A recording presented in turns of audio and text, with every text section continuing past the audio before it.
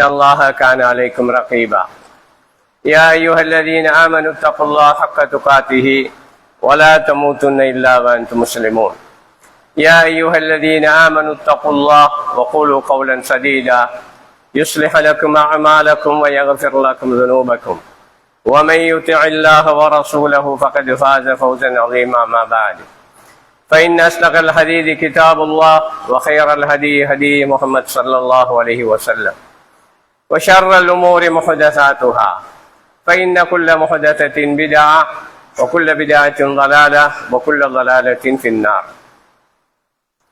அளவற்ற அருளாளனும் நிகரற்ற பேரன்புடையவனுமாகிய எல்லாம் வல்ல அல்லாஹ் சுப்ஹானஹு தஆலாவை புகழ்ந்து அவன் உத்தம தூதர் நபிகள் நாயகம் ஸல்லல்லாஹு அலைஹி வஸல்லம் அவர்கள் மீது ஸலவாத்து கூறி அந்த உத்தம நபி அவர்கள் கொண்டு வந்து அறிமுகப்படுத்தி விட்டு சென்ற புனிதமான தீனுல் இஸ்லாம் இந்த உலகத்திலே உயர்வு பெறுவதற்காக வேண்டி தங்களுடைய உடல் பொருள் ஆவிகள் அனைத்தையும் அர்ப்பணித்து வாழ்ந்த உத்தம சஹாபாக்கள், தாபியீன்கள், தபா தாபியீன்கள், இன்னும் இந்த சத்திய சன்மார்க்கத்தை நபிகள் நாயகம் ஸல்லல்லாஹு அலைஹி வஸல்லம் அவர்கள் இந்த உலகத்துக்கு எவ்வாறு அறிமுகப்படுத்தி விட்டு சென்றார்களோ அதே ரூபத்திலே எந்த விதமான கூட்டலோ குறைத்தலோ வந்து விடாமல் இருப்பதற்காக வேண்டி தூய்மையான உள்ளத்தோடு பாடுபடக்கூடிய அனைத்து ஆண்கள் பெண்கள் மீதும் அல்லாஹுடைய ரஹ்மத் என்ற அருள் உண்டாவதாக என்று கூறி பிரார்த்தித்தவனாக, அல்லாஹ் சுப்ஹானஹு தஆலா இட்ட கட்டளையாம் யௌமுல் ஜுமாவுடைய கட்டளையை நிறைவேற்றுவதற்காக வேண்டி அவருடைய புனிதமான இந்த மஸ்ஜிதிலே வந்து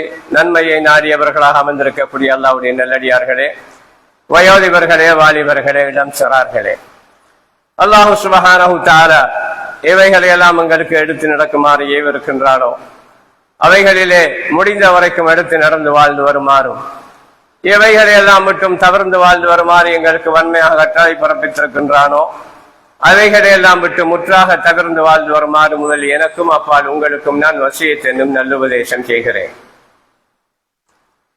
அல்லாஹ்வுடைய நல்லடியார்களே, இந்த வருடம் ஹஜ்ஜிலே சுமார் 22 லட்சம் மக்கள் கலந்து கொண்டார்கள். அரஃபா வழியில் இருக்கக்கூடிய நமீரா என்ற மஸ்ஜிதிலே அஷேக் டாக்டர் அலி அல் ஹுதைஃபி என்ற இஸ்லாமிய மார்க்க அறிஞர் அரஃபா வழி உரையை நிகழ்த்தி இருந்தார்கள். அந்த அரஃபா உரையிலே குறிப்பாக அல்லாஹ்வுக்கு இணை வைப்பதை கூடாது என்பதை வலியுறுத்தியும் உறவுகளை சேர்ந்து வாழும்படியும் அல்லாஹ்வுடைய கடமைகளை நிறைவேற்றும்படியும் அவர் வலியுறுத்தி இருந்தார். இதே அரஃபா வழியிலே 1447 வருஷத்துக்கு முந்தி நபிகளார் ஸல்லல்லாஹு அலைஹி வஸல்லம் அவர்கள் உரை நிகழ்த்தினார்கள். அதுதான் நபி அவர்களுடைய இறுதி உரை. அந்த சமூகத்துக்கு முன்னால் அவர்கள் பேசிய உரை. இந்த அரஃபா வழியுடைய சிறப்புகளை பற்றி நிறைய குர்ஆனும் சுன்னாவும் நமக்கு அடையாளப்படுத்துகிறது. அதிலே ஒன்றுதான் அந்த நாளுடைய சிறப்பிலே நோன்பு வைப்பது. அது கடந்து போய்விட்டது என்றாலும் அதனுடைய சிறப்பு என்ன? யுகஃபிரு ஸனத்துல் மாதியா வல் பாக்கியா. அந்த அரஃபா நாளிலே நோன்பு நோக்கக்கூடிய அந்த நோன்பாளிக்கு அல்லாஹ் தஆலா வழங்கக்கூடிய சிறப்பு கடந்த ஒரு வருடத்துடைய பாவங்களும் மன்னிக்கப்பட்டு எதிர்காலத்தில் வரக்கூடிய ஒரு வருடத்துடைய பாவமும் மன்னிக்கப்படும் என்று அல்லாஹ்வுடைய தூதருடைய உத்தரவாதம். அந்த அளவுக்கு சிறப்பு பெற காரணம் என்றால் அந்த அரஃபா வழியிலே தான் இந்த மார்க்கம் சம்பூரணப்படுத்தப்பட்டது.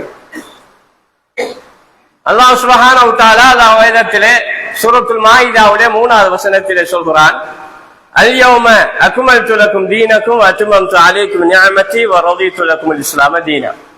இந்த நாளிலே உங்களுடைய மார்க்கத்தை நாங்கள் சம்பூரணமாக்கி விட்டோம். அதன் மூலமாக எங்களுடைய அருள்களை உங்கள் மீது பூரணப்படுத்தி விட்டோம். உங்களுக்குரிய மார்க்கம் இஸ்லாம் தான் என்பதை நாங்கள் பொருந்திக் கொண்டோம் என்ற இந்த வசனம் அந்த ஒரு வழியிலே தான் இறங்கியது.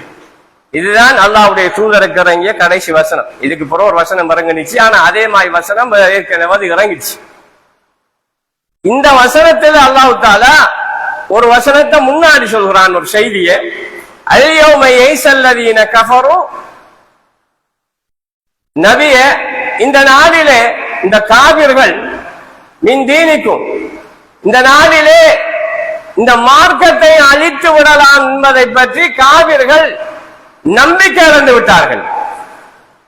வலா தக்ஷௌஹும் வக்ஷௌனி, எனவே நீ அவர்களுக்கு பயப்படக்கூடாது, எனக்குத்தான் பயப்படும் என்று அல்லாஹ் தஆலா இந்த வசனத்துக்கு முன்னால 2 வாக்கியம் சொல்றான். இந்த அரபாவதியில உலகத்துக்கு சொல்லப்பட்ட செய்தி என்ன தெரியுமா? இந்த உலகத்திலிருந்து இந்த மார்க்கத்தை அழிக்க முடியாது. இது அல்லாஹ் ரசூல் 1447 வருஷத்துக்கு முன்னாடி சொல்லி போட்டு போன செய்தி. இந்த வரைக்கும் இந்த உலகத்தில் இந்த மார்க்கத்தை அழிக்கிறதுக்கான எல்லா வகையான முயற்சியும் நடக்குது. ஆனா அசைக்க முடியல. ஒவ்வொரு நாட்டு மக்களையும் கொள்வதற்கு பின்னால முஸ்லிம் மக்களை, முஸ்லிம் உலகத்தை அழிப்பதற்குரிய முக்கியமான காரணம் என்ன? இந்த மார்க்கம். நம்ம எல்லாம் அடுத்தவர்கள் பந்தாடுவதற்கு காரணம் என்ன? இந்த மார்க்கம். இவர்களை அழித்து விட்டால் இந்த பூமியிலே மார்க்கத்தை, இஸ்லாத்தை அழித்து விடலாம் என்று உலகம் கற்பனை செய்கிறது. ஆனா அல்லாஹ் தஆலா சொன்ன செய்தி 1447 வருஷத்துக்கு முன்னாடி, அல்யௌம யஸல்லதீன கஃபரு மின் தீனிக்கும், இந்த மார்க்கத்தை உங்களை அழித்து விடலாம் என்பதிலே காவிர்கள் நம்பிக்கை இழந்து விட்டார்கள். வலா யக்ஷௌஹும் வலா தக்ஷௌஹும் வக்ஷௌனி, அவர்களுக்கு நீங்கள் பயப்படக்கூடாது, எனக்கு தான் பயப்படணும் என்று அல்லாஹ் தஆலா இறக்கினார். அல்லாஹ்வுடைய நல்லடியார்களே, தாரிக் இப்னு ஷிஹாப் ரஹிமஹுல்லாஹ் அறிவிக்கிறார்கள், ஹஜ்ரத் உமர் ரலியல்லாஹு அன்ஹு அவர்களிடம் வந்து கொஞ்சம் யூதர்கள் வந்து சொன்னாங்க, அமீருல் முஃமினீன் அவர்களே, உங்களோட வேதத்தில் ஒரு வசனம் இருக்கிறது, அந்த வசனம் எங்களுக்கு இறங்கப்பட்டிருந்தா அந்த நாளை நாங்க பெருநாளா கொண்டாடி இருப்போம் சொன்னாங்க. அப்ப அமீருல் முஃமினீன் ஹஜ்ரத் உமர் ரலியல்லாஹு கேட்டாங்க, அது என்ன வசனம் என்று. அப்ப அவங்க இந்த வசனத்தை சொன்னாங்க, அல்யௌம அக்மல்து லக்கும் தீனக்கும் வ அத்மம்து அலைக்கும் நிஅமதி வ ரலிது லக்கும் இஸ்லாம தீனா. அப்ப உமர் ரலியல்லாஹு சொல்றாங்க, அந்த வசனம் எப்படி இறங்குனுச்சு, எப்ப இறங்குனுச்சுன்னு உங்களை விட எனக்கு நல்லா தெரியும். அந்த வசனம் இறங்குனா நீங்க பெருநாளா கொண்டாடுவீங்கன்னு தானே சொல்றீங்க. அந்த வசனமே எங்களுக்கு ஒரு பெருநாள் அன்னைக்கு தான் இறங்குனுச்சு. அந்த நேரத்தில் அந்த இறங்கும் போது நாங்க அரபாவதியில அல்லாஹ்வுடைய தூதரோடு இருந்தோம் என்று ஹஜரத் உமர் ரலியல்லாஹு அந்த யூதர்களுக்கு பதில் சொன்னார்கள். அப்ப அந்த அரபாவதி இந்த உலகத்துக்கு சொன்ன செய்தி, இந்த உலகத்திலிருந்து இஸ்லாத்தை அழிக்க இயலாது. இப்ப இருக்க வேண்டிய முடிவு என்ன தெரியுமா? இந்த இஸ்லாத்துக்காக வேண்டி நாங்க பார்வையாளராக இருக்கிறையா இல்ல பங்குதாரர்களா மாறுறையா? வெறுமனே ஒரு சடங்குவாதியாக, சம்பிரதாயவாதியாக முஸ்லிம் என்ற பேர்ல இருந்துட்டு ஒன்றுமே இந்த மார்க்கத்தை செய்யாம மரணிக்கிறையா? இல்ல இதே நாங்க இந்த பூமியில வாழ வைப்பதற்காக நாங்க பாடுபட்டோம் யா அல்லாஹ் என்று மறுமையில் அல்லாஹ் கிட்ட போய் சொல்லக்கூடிய அந்த திராணியோட போறையா என்றுதான் நமக்கு தீர்மானிக்க வேண்டும். அல்லாஹ்வுடைய நல்லடியார்களே, இந்த மார்க்கம் சும்மா வந்து நமக்கு கிடைக்கல, நமக்கு சும்மா தான் கிடைக்க. இந்த சும்மா வந்து மரம் என்ற மார்க்கம், இத நபி ஸல்லல்லாஹு அலைஹி வஸல்லம் அவங்க இந்த பூமியில முதல்ல சொல்ற நேரம் தன்னந்தனியா ஒத்த தனி மனுஷனா நின்று சொன்னாங்க, அல்லாஹ்வை ரப்பா ஏற்றுக்கொள்ளுங்க, என்ன நபியா ஏற்றுக்கொள்ளுங்கன்னு சொன்னாங்க. சொன்ன இடம் எப்படிப்பட்ட இடம்? ஒரு மலை மீது நின்று சொன்னாங்க. ஒரு குடும்பத்தாரையும் கூப்பிட்டாங்க. இந்த மலைக்கு பின்னால ஒரு படை இருக்கிறது, உங்களை அழிக்க வர இருக்குன்னு நான் சொன்னா நீங்க நம்புவீங்களான்னு கேட்டாங்க. நாங்க நம்புவோம் என்று சொன்னாங்க. நமக்கு ஏன் நம்புவீங்க? நீதான் என்னிடம் ஒரு நாளும் பொய் சொன்னது கிடையாது என்று அவர்கள் சொன்னார்கள். அது மட்டுமல்ல, நபி ஸல்லல்லாஹு அலைஹி வஸல்லம் அவங்க தங்களோட வாழ்க்கையை முன்னுக்கு சொன்னாங்க.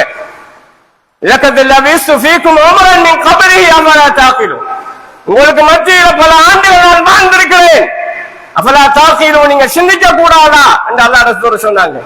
அதுக்கு என்ன அர்த்தம்? 40 வருஷம் நான் உங்களோட வாழ்ந்திருக்கிறேன். 40 வயசு தான் சொன்னாங்க இந்த மார்க்கத்தை. 40 வயசு வரைக்கும் நான் உங்களுக்கு மத்தியில வாழ்ந்திருக்கிறேன். ஒரு நாளாவது நான் போய் சொல்லியிருக்கிறேனா? ஒரு நாளாவது நான் உங்களுக்கு ஏமாத்திருக்கிறேனா?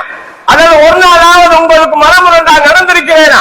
அல்ல ஒரு பொம்பளைய தப்பா நடந்திருக்கிறேனா? அல்லது ஒரு வாலிபனோட தப்பா நடந்திருக்கிறேனா? அல்ல குழுக்கள் வாங்கல் மோசடி செஞ்சிருக்கிறேன்? இல்லையே, நான் தூய்மையானவன் தானே. அப்ப நான் சொல்லக்கூடிய இந்த செய்தியை ஏன் தூய்மை இருக்க கூடாது? இன்னும் நீங்க பார்க்கப்படாதா என்று நபி ஸல்லல்லாஹு அலைஹி வஸல்லம் தங்களோட வாழ்க்கையை முன்னுதாரணமா வச்சு கேட்டு இந்த மார்க்கத்தை சொன்னாங்க. காலமெல்லாம் அல்-அமீன் அஸ்-சாதிக்கு, உண்மையாளர், நம்பிக்கையாளர் சொல்லிக்கிட்டு இருந்தவர்கள் சப்பல அதிகார ஜமாஅத்தனா, நீ நாசமா போ, இதுக்குதான் கூப்பிட்டா இந்த மண்ணறி வாரி எறிஞ்சானுங்க. அப்படித்தான் சத்தியத்தை சொல்லும் போது ஊரை எதுக்கும், உலகம் எதுக்கும், குடும்பம் எதுக்கும். நபி ஸல்லல்லாஹு அலைஹி வஸல்லம் அவங்க கொஞ்சம் கூட சளைக்கவே இல்லை. போராடினாங்க. எப்படிப்பட்ட மக்கள் அவங்க? அவங்க வரலாறுகளை படிச்சு பார்த்தா இந்த அளவுக்கு மோசமான ஒழுக்கங்கட்ட ஆட்கள் தெரியுமா? தண்ட வாப்பாட 2வது பொஞ்சாதி வாப்பா மரணிச்சா அவருக்கு பிறந்த மூத்த மகனுக்கு அனந்தர சொத்து, வீடு வாசல் காணி கப்பு போல கொண்டாட்டி, நம்ம ஊரை நாம சாட்சி என்று சொல்லுவோம், சாட்சியை கொண்டாடி ஆக்கிக்குவானுகள். அப்படிப்பட்ட ஒரு கூட்டத்தை நபி அவங்க சந்திச்சாங்க.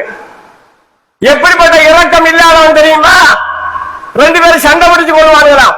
ஒரு கற்ப பொம்பளை வந்தா, கற்பஸ்திரி வந்தா, ஒருத்தன் சொல்லுவான் இந்த வயிற்றுக்குள்ள பொம்பளை பிள்ளை இருக்கு, இன்னொருத்தன் சொல்லுவான் இல்ல இந்த வயிற்றுக்குள்ள ஆம்பளை பிள்ளை இருக்கு. 2 பேரும் இல்ல ஆம்பளை இல்ல பொம்பளை சண்டை பிடிப்பானா. கடைசியா நமக்குள்ள என்னத்துக்கு சண்டை? வயிற்ற கிழிச்சு பார்த்தா தெரிஞ்சு போகுதுண்டு அந்த தாயுடைய வயிற்ற கிழிச்சு ஆம்பளையா பொம்பளையாண்டு பார்ப்பாங்களா, அவங்கள யாரு வெற்றி பெறுவார்கள் என்று முடிவு செய்ய. எப்படிப்பட்ட இரக்கமில்லாத ஆக்கள்! இப்படிப்பட்ட ஆட்களை தான் நபி ஸல்லல்லாஹு அலைஹி வஸல்லம் அவங்க சந்திச்சாங்க. இவங்கள்ட்ட தான் இந்த மார்க்கத்தை சொன்னாங்க. இந்த மார்க்கத்தை சொல்லி மக்களை எடுக்க முயற்சி பண்ணினாங்க. எந்த அளவுக்கு பாடுபட்டாங்கன்றத உங்களுக்கு நான் சொல்ல தேவையில்ல. பயங்கரமான கஷ்டப்பட்டவங்க அவங்க. அல்லாஹ் ரசூல் ஸல்லல்லாஹு அலைஹி வஸல்லம் அவங்களுக்கு அவங்க என்னென்ன கொடுமையெல்லாம் செஞ்சாங்கன்னு சொல்றதுக்கு அறியறதுக்கு ஒரு குர்ஆன் வசனம் உங்களுக்கு போதும். வைதி யம்குரு பிக்கல்லதீன கஃபரு லியஸ்பிதுக அவ் யக்துலூக அவ் யுக்ரிஜூக் வயம்குரூன வயம்குருல்லாஹ் வல்லாஹு கைருல் மாக்கிரீன். நபியே, உம்மை அவர்கள் சிறைப்படுத்தவோ அல்லது உம்மை கொலை செய்யவோ அல்லது உம்மை ஊரை விட்டு வெளியேற்றவோ அவர்கள் சூழ்ச்சி செய்கிறார்கள்.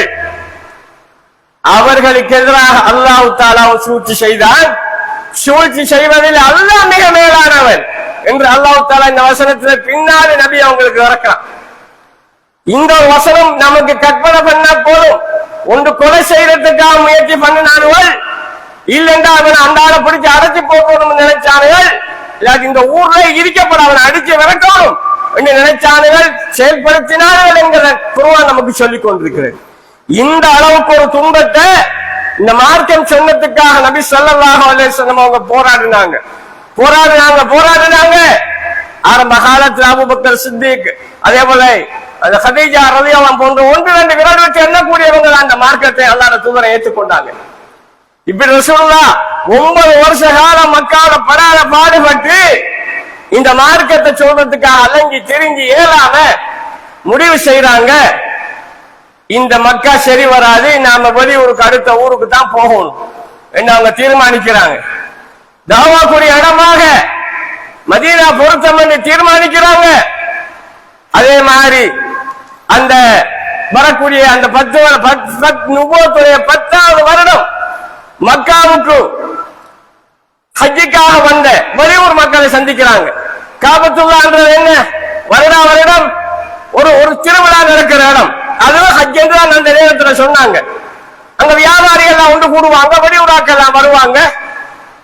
எல்லாரும் அந்த ஹஜ் என்ன வழக்கம் நடந்துச்சு?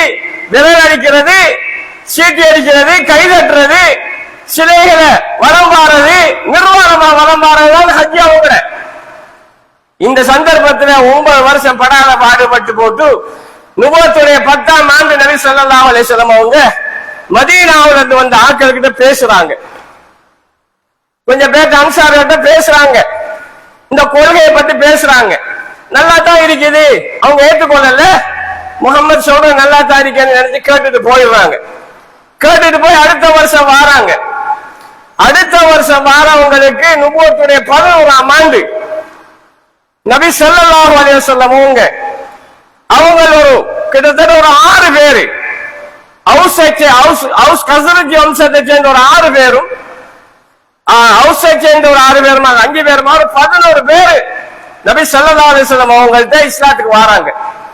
அவங்க 11 பேரும் அந்த முதல்ல 6 பேர் முஆத் இப்னு ஹாரிஸ், ஸக்வான் இப்னு கைஸ், உபாதத் இப்னு சாமித், யஸீத் இப்னு ஸாதபா, அப்பாஸ் இப்னு உபாதா, அபூ ஹைதம் இப்னு தைஹான். இந்த 6 பேரும் நபி ஸல்லல்லாஹு அலைஹி வஸல்லம் அவர்களுக்கு இன்னொரு 6 பேர் 5 பேர் அறிமுகம் செய்றாங்க.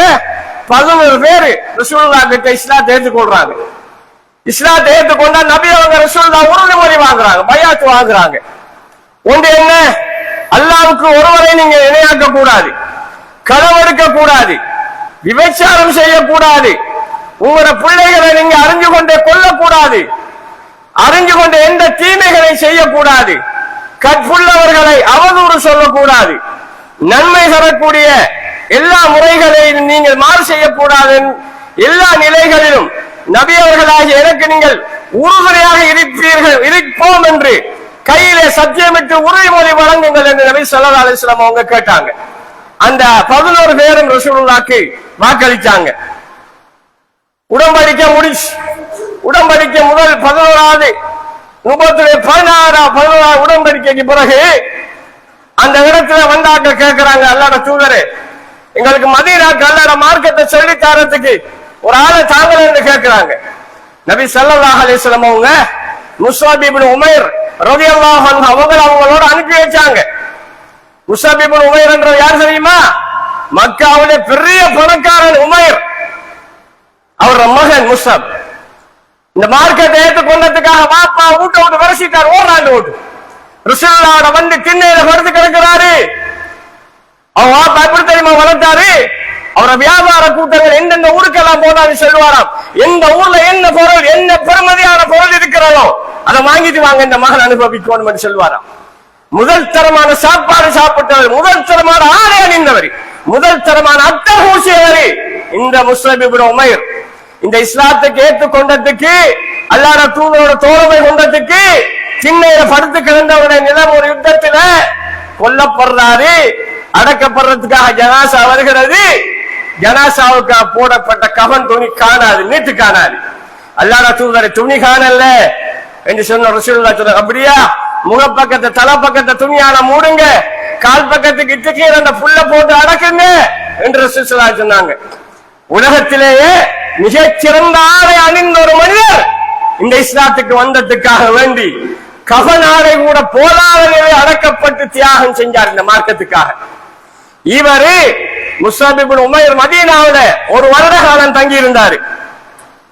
இந்த ஒரு வருட காலத்தில் அவர பிரச்சாரத்தில் சுமார் 73 பேர், 62 பேர் ஹவுஸ் கூட்டமும் 11 பேரு ஹஸ்ரஜ் மாச்சேர்ந்து எல்லாம் ஆண்கள் பெண்கள் என்று கிட்டத்தட்ட 72 பேர் 73 பேர் வந்தாங்க.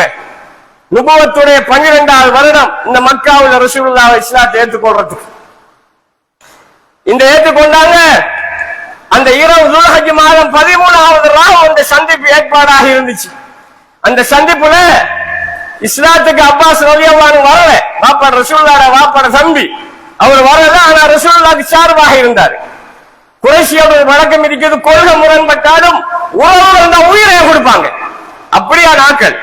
அவங்க என்ன செஞ்சாங்க, ரசூலுல்லாஹ்க்கு சார்பாக இருந்தார் அப்பாஸ் ரலியல்லாஹு அன்ஹு. அப்ப அவர் இஸ்லாத்துக்கு வரல, பின்னாடி வந்துட்டாரு. திருப்பி ரசூலுல்லாஹ் அவங்கள்ட்ட திருப்பி ஒரு பையத்து வாங்கினாங்க, ஒரு ஒரு ஒப்பந்தம் போட்டாங்க ரசூலுல்லாஹ். அந்த ஒப்பந்தம் என்ன தெரியுமா? அல்லாஹ்வை ஒருவனை மட்டுமே வணங்க வேண்டும், அவனுக்கு யாரை வினையாக்க கூடாது, நன்மை ஏவ வேண்டும், தீமையை தடுக்க வேண்டும், எனது எதிரிகளை உங்களுடைய எதிரிகளாக கருத வேண்டும், நான் அங்கு வருகின்ற போது எனக்கு நீங்கள் உதவ வேண்டும், அத்தோடு உங்களுடைய மனைவி மக்களுக்கும் உறவினர்களுக்கும் பாதுகாப்பு அளிப்பது போன்று என்னை நீங்கள் பாதுகாக்க வேண்டும் என்று ரசூலுல்லாஹ் ஒப்பந்தம் போட்டார்கள். இந்த உடன்படிக்கை முடிந்த உடனே அந்த இடத்துல இருக்கிறார் ஒப்பந்தம் போட்ட சஹாபி ஒரு ஆள், அபூ ஹைத்தம் இப்னு தைஹான் என்று சொல்லக்கூடிய அன்சாரி மதீனா வாசி. அவர் சொல்றாரு, அல்லாஹ்வுடைய தூதரே, உங்களோடு நாம் ஒப்பந்தம் போட்டுக் கொண்டதின் காரணமாக நாங்கள் மற்றவர்களோடு போட்டுக்கொண்டு எல்லா ஒப்பந்தத்தை முடித்து விட்டோம். இனி நீங்கள் தான் எங்களுக்கு கதி. நீங்கள் வந்து மதீனா வந்து இஸ்லாம் தலை தோங்கி வளர்ந்து நீங்க வெற்றி பெற்று விட்டா எங்களை விட்டு போட்டு ஓடி வந்துறீங்களா, எங்களை விட்டு போட்டு ஓடி வந்துறீங்களா என்று கேட்டார். நபி ஸல்லல்லாஹு அலைஹி வஸல்லம் சொன்னாங்க, என்ன தெரியுமா? என்னுடைய வாழ்வும் மரணமும் உங்களோடு இருக்கும் என்று சொன்னார் ரசூலுல்லாஹ். அல்லாஹ்வுடைய தூதர் அந்த வார்த்தையை அல்லாஹ் இந்த வரைக்கும் பாதுகாத்துவாரான். அந்த மன்னரை கூட ரசூலுல்லாஹ் உடம்பு கூட போகல அந்த மதீனாவை விட்டு. அந்த அளவுக்கு அல்லாஹ்வுடைய ரசூலுடைய வார்த்தைக்கு பாதுகாத்துவாரான். அப்படி இந்த நேரம் இவங்க கூப்பிடுறாங்க, அல்லாஹ்வுடைய ரசூல் நீங்க மதீனாவுக்கு வாங்க, அங்க வாங்க, நாங்க உங்களை பாதுகாக்கிறோம், இந்த மார்க்கத்தை வளர்ப்போம்னு கூப்பிடுறாங்க. நான் சொன்னேன் அப்பாஸ் ரலியல்லாஹு சொல்றாங்க, அவங்க அந்த இடத்தை இருக்கிறாங்க. அவங்க எல்லாரையும் பார்த்து சொல்றாங்க, நீங்க முகம்மதை கூப்பிடுறீங்க, அங்க கொண்டு போய் நீங்க எப்படிப்பட்ட கொள்கையை தெரியுமா ஏற்றுக்கொண்டிருக்கீங்க? உங்களோட மனைவிமார்களை விதவையாக்குற கொள்கை, உங்களோட பிள்ளைகளை அனாதையாக்குற கொள்கை. இந்த கொள்கையை ஏற்றுக்கொண்டாக்களுக்கு கடைசி வரைக்கும் நிம்மதி இல்லை. நீங்க அங்க கொண்டு போய் கடைசி வரைக்கும் முகம்மதை பாதுகாக்கிறதாக இருந்தா மட்டும்தான் கூட்டி போகணும். இடையில கொண்டு போய் இடையில விட்டு முகம்மதுக்கு என்னென்றாலும் ஆதரிச்சு உங்களோட ஒவ்வொருத்தருடைய குறைசிகள் ஒவ்வொருடைய குரல்வரையும் கடிக்காம மாட்டோம் என்று சொன்னார்கள். இல்ல நாங்க உயிரை கொடுத்து பாதுகாப்போம் என்று எல்லாம் அன்சார் தோழர் சொன்னார்கள். அதுக்கு பிறகுதான் நபி ஸல்லல்லாஹு அலைஹி வஸல்லம் அவங்க மதீனாவை நோக்கி நடந்தாங்க. பின்னாடி சுருக்கமா சொல்லிட்டு வார மதீனாவுக்கு போனதுல இருந்து போன முதல் வருடமே பத்ர் யுத்தம் 313 பேர் ரசூலுல்லாஹ் சஹாபாக்கள் இந்த மார்க்கத்துக்கு அன்றைக்கு உயிர் கொடுக்க நின்றாங்க. அந்த 313 பேர் அந்த களத்துல நிக்க வேண்டாம். இன்றைக்கு நீங்க இல்ல, நான் இல்லை, இந்த உலகத்துல இந்த மார்க்கத்துல ஏன் உயிரின் மேலாக இந்த மார்க்கத்தை விரும்பியதின் காரணமாக அந்த 313 பேர் செய்த தியாகம். அதால அல்லாஹ் தஆலா நீங்க 313 பேருக்கும் நீங்க விரும்பினதை செஞ்சுக்கீங்கன்றான் அல்லாஹ். நீங்க விரும்பினதை செஞ்சுக்கலாம்ன்றான். அப்படி செய்ய மாட்டாங்க. அந்த அளவுக்கு அல்லாஹ் வாக்களிச்சாங்க. அந்த நேரம் கொடுக்கிற அந்த உயிர் ஆரம்ப காலத்துல களத்துல நிக்கிறவங்களுக்கு நிகராக பின்னால எத்தனை ஆயிரம் பேர் வந்தாலும் ஈடாகாது. அதுக்கு இந்த பத்ர் சஹாபாக்கள் முன்னுதாரர். அதுக்கு பின்னால கூடிக்கிட்டே போகுது ஹுனைன், அதே போல பத்ர், உஹது கூடிக்கிட்டே போகுது. நாளுக்கு நாள் மார்க்கத்துல கூடிக்கிட்டே போகுது, மக்கள் கூடிக்கிட்டே போகுது. இப்படி கூடி கூடி போய் கடைசி காலமாக நெருங்குது. நபி ஸல்லல்லாஹு அலைஹி வஸல்லம் அவங்களுக்கு சில அடையாளங்கள் தெரியுது. ஒரு குர்ஆன் வசனம் இறங்குறது, இன்னக மையத்துன் வ இன்னஹு மையத்துன். நபியே நீயும் மௌத்தாக கூடியவர், அவர்களும் மௌத்தாக கூடியவர்கள் என்ற குர்ஆன் வசனம் இறங்குச்சு. ரசூலுல்லாஹ் ஒரு கிளிக் மண்டையில படுகுது. என்ன அல்லாஹ் தஆலா நம்ம மௌத்தை பத்தி பேசுறான், நமக்கு கடைசியும் ஒண்ணாவது நினைக்கிறாங்க. அதுக்கு பிறகு இன்னொரு அடையாளம் அவங்களுக்கு தெரியுது. வருஷா வருஷம் ஒவ்வொரு ரமலானுக்கும் ஒரு சரக்கா வந்துதான் கடந்த காலங்கள்ல குர்ஆனை ஓதி காட்டின ஜிப்ரீல் அலைஹிஸ்ஸலாம் ரசூலுல்லாஹ் ஓத சொல்லி திருப்பி அவங்க கரெக்ட் பண்ணுவாங்க. சரியா பாடமாக்கி இருக்கிறாரா, சரியா வச்சிருக்கிறாரா மனசுல என்று பாக்குறதுக்கு. ரசூலுல்லாஹ் மௌத்தான அந்த கடைசி வருஷம் 2 ரக்கா வந்தாங்க ரமலானுக்குள்ள. ரசூலுல்லாஹ் வந்து 2 ரக்கா குர்ஆனை ஓதி காட்டி ஜிப்ரீல் கரெக்ட் பண்ணார். இதை பார்த்துட்டு நபி ஸல்லல்லாஹு அலைஹி வஸல்லம் அவங்களுக்கு ஒரு சந்தேகம், நமக்கு கடைசி நேரம் வருது போல என்றக்குள்ள அடுத்ததான் அல்லாஹ் தஆலா மக்கா வெற்றி. அல்லாஹ் தூதர் என்ன செய்யறாங்க, மக்காவை வெற்றி கொள்றாங்க. கத்தி இல்லாம ரத்தம் இல்லாம மக்காவை தந்த கைக்குள்ள கொண்டுட்டு வராங்க. அவ்வளவு குறைஷி காவிர்களும் எதிர்த்தவர்கள் எல்லாம் வர வழி இல்லாம தலை குனிஞ்சு கொண்டு ஒழிச்சு கொண்டு வந்து இஸ்லாத்துக்கு வந்தாங்க. இந்தா போன்ற பெண்கள் எல்லாம் தங்களை மறைச்சு கொண்டாங்க. வஹ்ஷி போன்ற எதிரிகள் எல்லாம் தங்களை முகத்தை காட்டாம வந்து இஸ்லாத்துக்குள்ள நுழைந்தாங்க. வேற வழி இல்ல. அல்லாஹ் தூதர் எல்லாவற்றையும் கண்டு கடும் ஒரு தலைவராக நின்றாங்க மக்கா வெற்றியில. அந்த மக்கா வெற்றிக்கு பிறகு ஒரு குர்ஆன் வசனம் இறங்குறது, இதா ஜா நஸ்ருல்லாஹி வல் ஃபத்ஹ் வரஅய்த அன்-நாஸ யத்குலூன ஃபீ தீனில்லாஹி அஃவாஜா ஃபஸப்பிஹ் பிஹம்தி ரப்பிக வஸ்தக்ஃபிர் இன்னஹு கான தவ்வாபா. இந்த இறைவசனம் இறங்குறது. என்ன இறைவசனம்?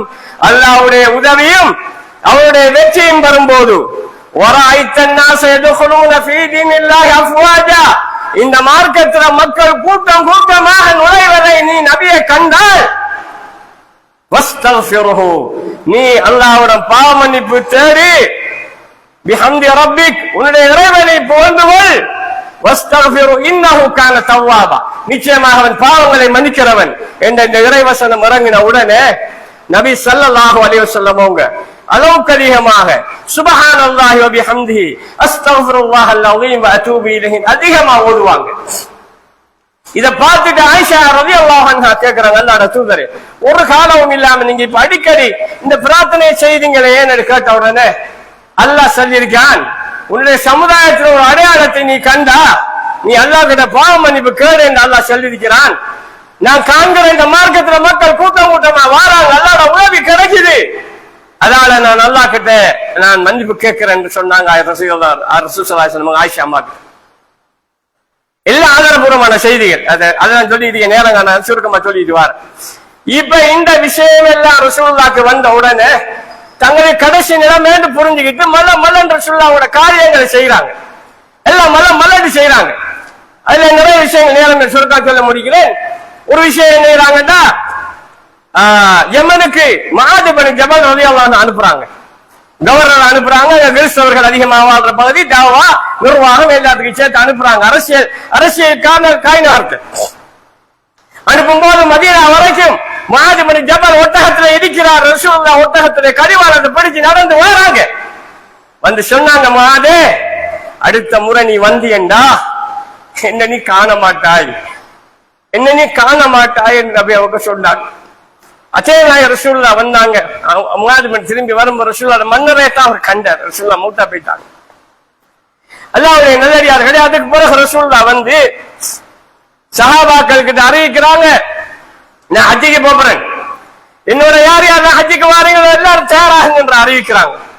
இந்த மல்லன் ரசூலுல்லாஹ்வோட வந்து சேர்றதுக்காக வேண்டி எல்லா மக்களும் ஒன்று சேர்றாங்க. வந்து சேர்ந்தா எல்லா பக்கத்தாலையும் நபி அவங்க கிளம்பிட்டாங்க. எல்லாரும் எல்லா பக்கத்தாலையும் மாறாங்க, காபாவை நோக்கி வாராங்க. எல்லாரும் ஒன்று கூடியாச்சு. இத நிறைய விஷயங்களை சுருக்கிட்டேன், சொல்ல ஏதாவது அவ்வளவு நேரத்துக்குள்ள இந்த பண்ண நம்மளுக்குள்ள முடிச்சாகும். இப்ப நபி ஸல்லல்லாஹு அலைஹி வஸல்லம் அவங்க எல்லா ஒரு சுமார் 1,24,000 சஹாபாக்களுக்கு மத்தியில இந்த அரபா வழியில் எல்லாரையும் ஒன்று கூட்டினாங்க. உலகத்துல ஒருத்தன் ஒரு கொள்கையை சொல்லுவான், அவன் மரணத்துக்கு பிறகுதான் அந்த கொள்கை வேணும் பெரும்பாலானது. ஆனா உலகத்துல தான் சொன்ன கொள்கையை வென்று தனக்கான உயிரை கொடுக்கக்கூடிய ஒரு தோழர் கூட்டத்தை நேரடியாக கண்ட ஒரே தலைவர் நபி முஹம்மது ஸல்லல்லாஹு அலைஹி வஸல்லம். 1,26,000 சஹாபாக்களுக்கு மத்திய ரசூல் ஸல்லல்லாஹு அலைஹி வஸல்லம் அவங்க தங்களோட இறுதி உபதேசத்தை மக்களுக்கு நிகழ்த்தினாங்க. வாஹிரு தஅவானா அல்ஹம்துலில்லாஹி ரப்பில் ஆலமீன்.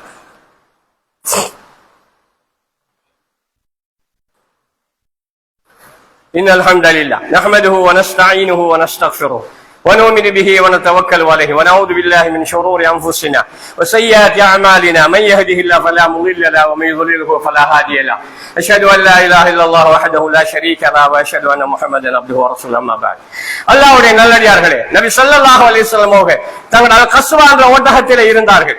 அன்றைக்கு ரசூலுல்லாஹ் நோன்பு முடிச்சிருக்காங்களா இல்லையான்னு பார்க்கிறதுக்காக வேண்டி உம்முல் ஃபௌல் என்று சொல்லக்கூடிய ஒரு பெண்மணி ஒரு குளிர்ந்த பால் என்று வருகிறது கொடுத்து அனுப்பினாங்க. ரசூலுல்லாஹ் மக்கள் பார்த்திருக்க குடிச்சாங்க.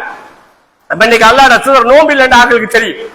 அதுக்கப்புறம் ஒரு ஆள் குதிரை ஒட்டகத்தை உழுந்து மௌத்தாயிட்டாரு என்று சொல்லி அவரை கொண்டு வரப்பட்டு ரசூலுல்லாஹ் சொன்னாங்க, அவர் அப்படியே அடக்குங்க, அவர் தல்பியா சொன்னவராக மரமையில் எழும்புவார் ரசூலுல்லாஹ் சொன்னாங்க. இப்படி சட்டங்களை சொல்லிட்டு வந்தாங்க. அதுக்கு பிறகு அல்லாஹ் புகழ்ந்தாங்க, அல்லாஹ்ட பாவ மன்னிப்பு கேட்டுனாங்க. நபி ஸல்லல்லாஹு அலைஹி வஸல்லம் அல்லாஹ்ட பாவ மன்னிப்பு கேட்டுட்டு தங்களுடைய வரலாற்று புகழ் வாய்ந்த அந்த அரபாவளி ஃபுத்பாவை நிகழ்த்த ஆரம்பித்தார்கள். மக்களே, நான் கூறுவதை கவனமாக கேட்டுக்கொள்ளுங்கள். இதற்கு பின்னால் இந்த இடத்திலே இனிமேல் உங்களை எப்போது நான் சந்திப்பேன் என்ற நம்பிக்கை எனக்கு இல்லை. இன்றைய சினத்தையும் இந்த மாதத்தையும் இந்த இடத்தை எவ்வாறு நீங்கள் புனிதமாக கருதுகிறீர்களோ அதே போல் நீங்கள் உங்கள் இறைவனை சந்திக்கும் வரையிலும் உங்களுக்குள் ஒருவருடைய உயிரும் மானமும் மற்றவர்களுக்கு புனிதமானவையாகும். விரைவில் உங்கள் இறைவனை நீங்கள் சந்திக்க இருக்கிறீர்கள். மக்களே, தங்களிடம் அடைக்கல பொருட்களை வைத்திருப்பவர்கள் உரியவரிடம் அதை திருப்பி கொடுத்து விடுவீர்களாக. தவறு வைக்கும் ஒருவன் தானே அதற்கு பொறுப்பாளியாவான். மகனுடைய தவறுக்காக தாப்பனோ தாப்பனுடைய தவறுக்காக மானோ விசாரிக்கப்பட மாட்டான். மக்களே, நான் சொல்வதை கவனமாக கேட்டுக் கொள்ளுங்கள். ஒரு முஸ்லிம் அடுத்த முஸ்லிமுடைய உடன் பிறந்தவனாவான். முஸ்லிம்கள் அனைவரும் ஒரே பிறப்பை சேர்ந்தவர்கள் என்பதையும் நீங்கள் மறந்துவிட வேண்டாம்.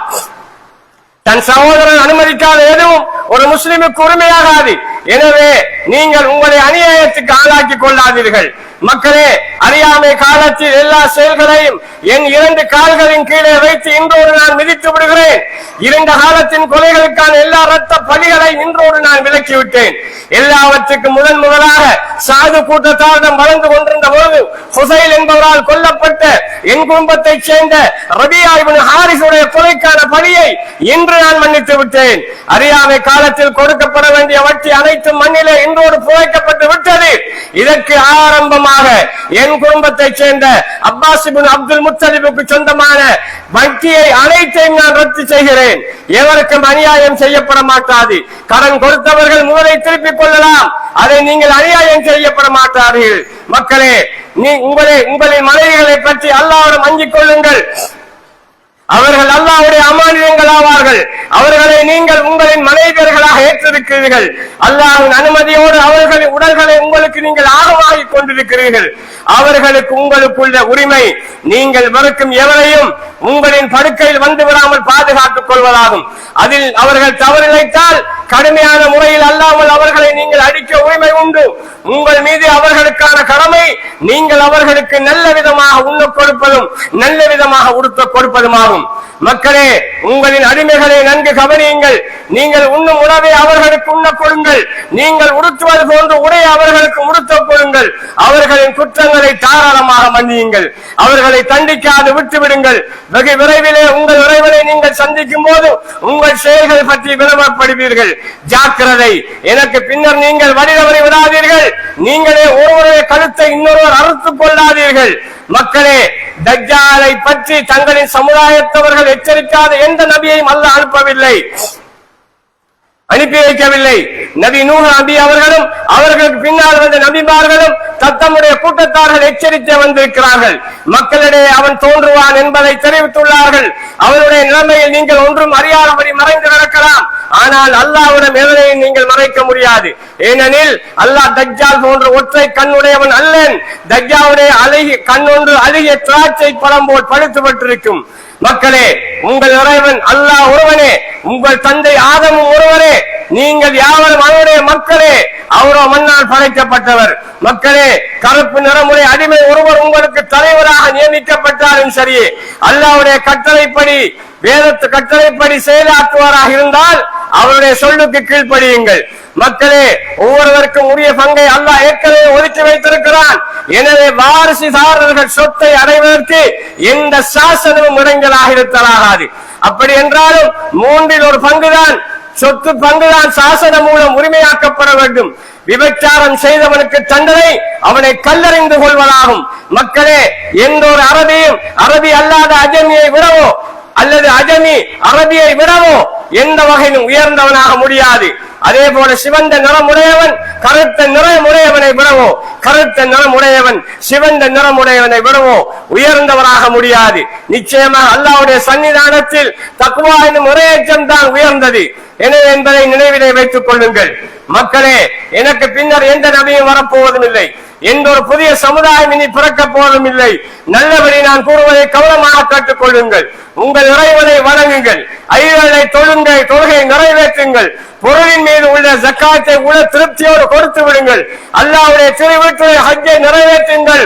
உங்களின் உறவினர்களுக்கு உதவுங்கள். இதன் பலனாக உங்களின் இறைவனின் சுவனத்திலே இலேசுவாக பிரவேசிப்பீர்கள்.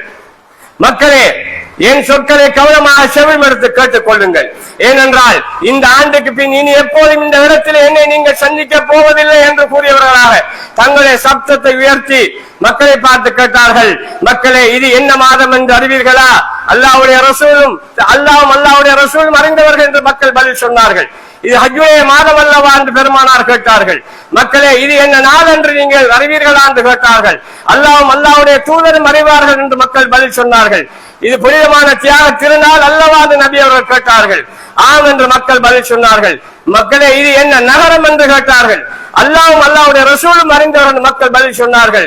இது புனிதமான மக்கமான நகரம் அல்லவா என்று நபி அவர்கள் கேட்டார்கள். ஆம் என்று மக்கள் சொன்னார்கள். சிறிது நேரம் நபி அவர்கள் மௌனமாக இருந்தார்கள். மக்களே, உங்களின் இந்த மாதமும் இந்த நாளும் இந்த இடமும் புனிதமாக இருப்பது போல உங்கள் ஒவ்வொருவருடைய உயிரும் மானமும் உடைமைகளும் ஒவ்வொருவருக்கும் புனிதமானதாக கருதி கொள்ளுங்கள். உங்கள் இறைவனை நீங்கள் சந்திக்க வந்த நாள் வெகு சமீபத்தில் இருக்கிறது என்பதை நினைவில் வைத்துக் கொள்ளுங்கள். மக்களே, மறுமை நாளில் உங்களிடம் என்னை பற்றியும் கேள்வி கணக்கு கேட்கப்படும் போது, அப்போது நீங்க என்னை பற்றி என்ன கூறுவீர்கள் என்று கேட்ட போது கூடி நின்ற சஹாபாக்கள் சொன்னார்கள், யா ரசூலல்லாஹ், தாங்கள் இறைவனுடைய செய்தியை எங்களுக்கு எட்டி வைத்து விட்டீர்கள், நுபுவத்துடைய கடமையை நிறைவேற்றினீர்கள், நன்கு அறிவுறுத்தினீர்கள் என்று நாங்கள் சாட்சி கூறுவோம் என்று மக்கள் பார்த்து சொன்னார்கள். ரசூலுல்லாஹ் தொடர்ந்து சொன்னார்கள், மக்களே, இந்த பூமியிலே ஷைத்தான் தான் தோல்வி பெற்று விட்டதா பெரும் ஏமாற்றத்துக்கு ஆளாகி இருக்கிறான். மக்களே, நீ அற்பமான விஷயங்களிலாவது நீங்கள் அவனை பின்பற்றிவிட மாட்டீர்களா என்று எதிர்பார்த்தவனா ஏங்கி காத்துக் கொண்டிருக்கிறான். எனவே கவனமாக இருந்து கொள்ளுங்கள், மார்க்கத்திலே கவனமாக இருந்து கொள், அவனை பற்றி எச்சரிக்கையாக இருங்கள். மக்களே, நீங்கள் பற்றி பிடித்துக் கொண்டால் எப்போதுமே வழிய வர மாட்டீர்களே. அப்படியான 2 விஷயமாகி அல் குர்ஆனையும் அல்லாஹ்வுடைய வேதத்தை என்னுடைய வழிமுறையை உங்களுக்கு மத்தியிலே நான் விட்டு செல்கிறேன் என்று ரசூலுல்லாஹ் சொன்னார்கள். மக்களே, இதோ ஜிப்ரீல் வந்து என்னிடம் சலாம் கூறிவிட்டு மாபெரும் வல்லமை பொருந்திய அல்லாஹ் அரபாவிலே தங்கையோருடைய பாவங்களை மன்னிப்பதாக கூறுகிறார் என்று சொன்ன நேரம் அந்த இடத்துல ஹசரத் உமர் ரலியல்லாஹு கேட்கிறாங்க, அல்லாஹ்வுடைய தூதரே, இது இந்த ஆண்டுல இங்க வந்தவங்களுக்கு மட்டுமா அல்லது கியாமத் நாள் வரைக்கும்? அந்த நேரம் இல்லை, கியாமத் நாள் வரைக்கும் யார் யாரெல்லாம் அரபா வழியில வந்து தங்குகிறார்களோ அவர்களுடைய பாவங்கள் எல்லாம் மன்னிக்கப்படும் என்று நபி ஸல்லல்லாஹு அலைஹி வஸல்லம் சொன்னாங்க. தொடர்ந்து சொன்னாங்க, மக்களே, இந்த இடத்துல நான் திருப்பி உங்களை சந்திப்பேன் என்ற நம்பிக்கை எனக்கு இல்ல. இங்க வந்திருப்பவர் வராதவருக்கு இதை எடுத்து சொல்லட்டும். ஏனென்றால் கேட்பவரை விட கேட்கப்படுபவர், அதாவது அடுத்தவர் கேட்கப்படுபவர் நன்கு விளங்கக்கூடியவராகவும் ஞாபகம் உள்ளவராகவும் இருக்கலாம் என்று நபி ஸல்லல்லாஹு அலைஹி வஸல்லம் சொல்லிவிட்டு, மக்களே, உங்களை ஒரு திட்ட தெளிவான ஒரு வெட்ட வெளிச்சமான மார்க்கத்திலே நான் உங்களை விட்டு செல்கிறேன், அதனுடைய இரவு கூட பகல் போன்று வெளிச்சமானது என்று சொல்லிவிட்டு அலாஹல் பல்லகத்து ரசூலுல்லாஹ் கேட்டாங்க, நான் உங்களுக்கு சொன்னனா, உங்களுக்கு நான் சொன்னனா, உங்களுக்கு எல்லாத்தையும் சொன்னனா என்று சொன்ன பலா யா ரசூலுல்லாஹ், நீங்க சொன்னீங்க நபி என்று சஹாபாக்கள் சொன்னாங்க. அப்பதான் அல்லாஹ் தன்னுடைய கையை வானத்துல உயர்த்தி அல்லாஹும்ம ஷஹத் அல்லாஹும்ம ஷஹத் அல்லாஹும்ம ஷஹத், யா அல்லாஹ் நீ சாட்சி, யா அல்லாஹ் நீ சாட்சி, நான் இந்த மக்களுக்கு இந்த மார்க்கத்தை குறைவில்லாம எட்டி வைத்து விட்டேன் என்பதற்கு நீ சாட்சி ரப்பே என்று ரசூலுல்லாஹ் வானத்தை நோக்கி அல்லாஹ்வை சாட்சியாக்குனாங்க.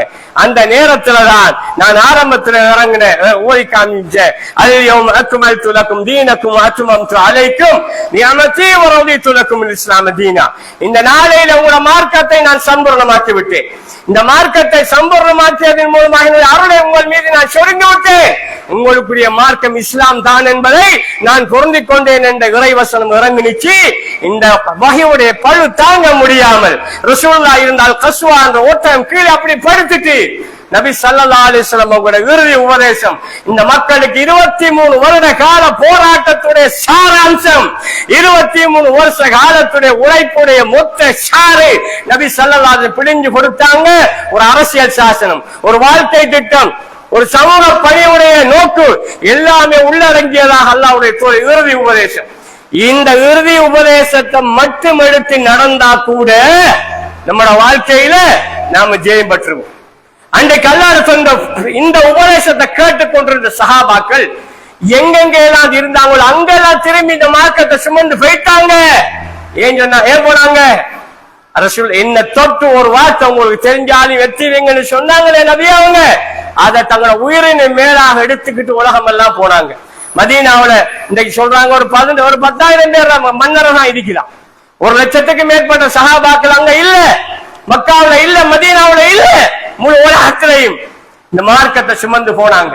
ஒவ்வொரு ஹாஜிகளும் காபத்துல்லாஹ் வருஷாவது ஹஜ்ஜிக்கு போய் வார ஒவ்வொருத்தரும் இந்த மார்க்கத்தை சுமந்து வந்து இதுக்காக உழைப்பு செய்ய வேண்டிய பொறுப்புல இருக்கிறோம்.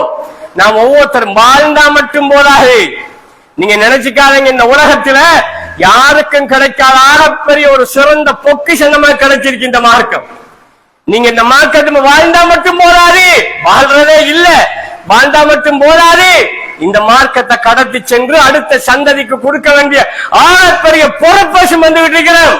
அந்த சொற்பத்தான் இந்த ஜும்மாவின் மூலமாகவும் நான் உங்களுக்கு பாரப்படுத்தியிருக்கிறேன். நீங்கள் ஒவ்வொருவரும் தாயிக்கலா மாறோம், ஒவ்வொருவரும் இந்த மார்க்கத்தை சுமந்த மக்களா மாறோம், ஒவ்வொருத்தர் இந்த மார்க்கத்தை கொண்டு செல்லக்கூடிய மக்களாக மாறோம் என்பதை கூறிக்கொண்டு அல்லாஹ் சுப்ஹானஹு வ தஆலா அனைவருடைய பாவங்களை மன்னிப்பானாக. வாஹிரு தஅவானா அல்ஹம்துலில்லாஹி ரப்பில் ஆலமீன். வஸ்ஸலாமு அலைக்கும் வரஹ்மத்துல்லாஹி வபரகாத்துஹு.